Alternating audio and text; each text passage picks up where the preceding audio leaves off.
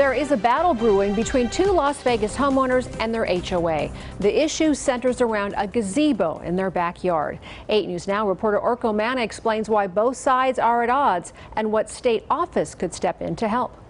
I feel like a prisoner in my own home. A fed-up family dealing with what they're calling a shady situation. Put a lot of work into this thing. This gazebo sits behind Tyrone and Laura Foster's home in the far North Valley. Since 2008, the mother-son duo says they've used it for everything. I come out here every morning between 5 and 6 o'clock and read, I meditate, I exercise. This is really relaxing to me. But relaxing is not the word these Aliante residents would use to describe the past 6 months. I'm here worried about a gazebo.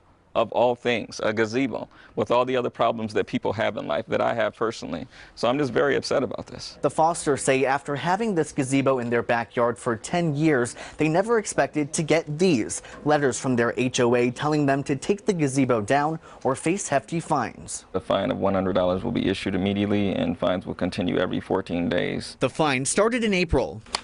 But violation notices were first sent last November. The documents show that prominence at Aliante Homeowners Association is, quote, unable to locate an approved ARC application for the gazebo. The Fosters claim no one ever told them they needed one until now. I'm thinking this must be some sort of joke. It's been sitting here for 10 years and you all have never noticed it? My name is Orko Manna. I'm a reporter with Channel 8. We made some calls to dig deeper into the Fosters' questions. We're hoping to get some answers for them. Those answers came in the form of a statement from Camco, the management company for prominence at Aliante. But Camco later told us we could not use that statement. Instead, they sent a second statement saying, quote, we are so grateful for the opportunity to comment. However, our response/actions are based on the wishes of the HOA board. But again, the Fosters say they didn't know they needed to apply back in 2008. They also submitted a recent application. We sent in the request that they asked to get it approved.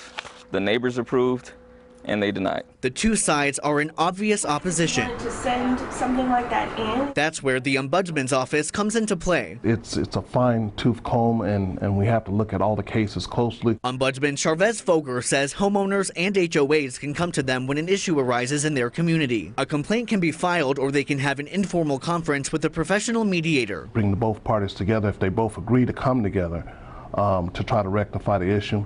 If there is an actual violation that I find in the complaint that I'm sent, then I send it to my compliance section where we will do an actual investigation and then find our findings from there. We make our assessment and send them a letter either to that they have to take down the thing or the board is incorrect in their assessment of penalizing them. The Fosters say they didn't know this is a step they could take. It's something that we can think about now. But they're also weighing other options. I'm almost ready to move, to sell my house and just get out. Orko Manna, 8 News Now. Well, the Fosters say they'll bring that issue up with their HOA again at an upcoming open forum. That meeting is scheduled for May 20th.